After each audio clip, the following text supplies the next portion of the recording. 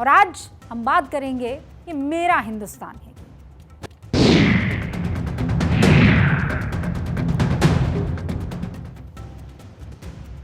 यहाँ हम हमारी संस्कृति की, हमारी जड़ों की बात करते हैं। रंगोली की बात करेंगे। रविवार को दिवाली है। दिवाली पर ज़्यादातर घरों में या तो गेट के बाहर रंगोली बनाई जाती है, जिसे कई जगह अल्पना या मांडना भी कहते हैं। अल्पना शब्द संस्कृत के आलेपन शब्द से निकला है। आलेपन का मतलब होता है लेप करना, आलेपन। अल्पना को ही मांडना भी कहते हैं और इसी का एक रूप है रंगोली। लेकिन रंगोली क्यों बनाई जाती है? क्यों भारतीय संस्कृति में हर शुभ कार्य के दौरान घरों के बाहर या सड़कों पर रंगोली बनाने की परंपरा है, आप जानते हैं? रंगोली का पहला लिखित जिक्र जो है वो वात्सायन के काम सूत्र में मिलता है, जिसमें जिन 64 कलाओं के बारे में बताया गया है उसी में से एक है रंगोली। और ऐसा नहीं है कि वात्सायन ने ही पहली बार रंगोली का जिक्र किया था। उनसे पहले हड़प्पा और मोहनजोदाड़ो की सभ्यता की खोज में भी रंगोली के चिन्ह मिले हैं।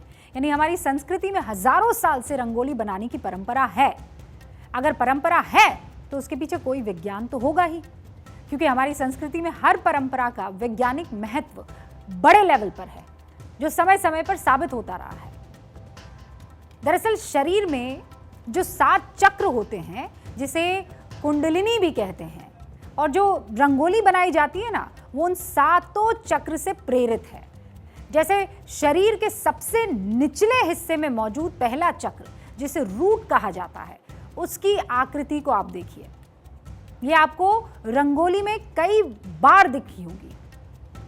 इस रंगोली को जब आप देखेंगे तो हमें सुरक्षा और स्थायित्व का बोध करवाएगी। ऐसे ही 7 चक्र की अपनी खासियत है, जिसे भारत में बनने वाली रंगोलियां जिससे प्रेरित हुई हैं। जैसे दूसरा चक्र, जिसे सेक्रल कहते हैं, वो हमारे अंदर क्रिएटिविटी लाती है।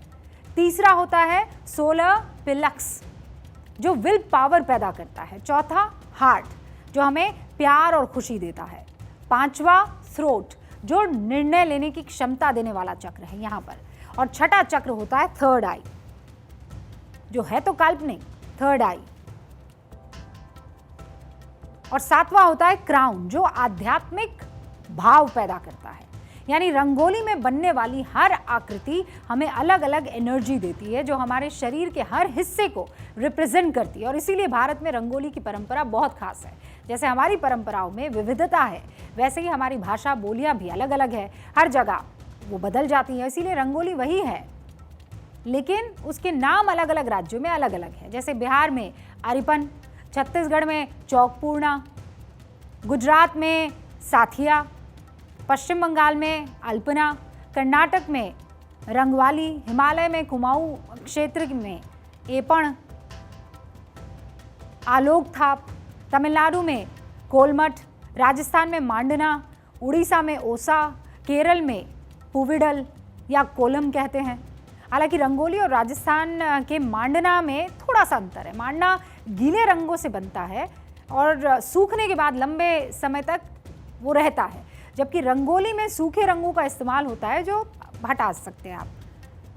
हमारी संस्कृति जिसमें विज्ञान मिला हुआ है, कला भी है, भावनाएं भी हैं। इसी के साथ अब मुझे इजाज़त दीजिए और बने रहिए भारत 24 के साथ।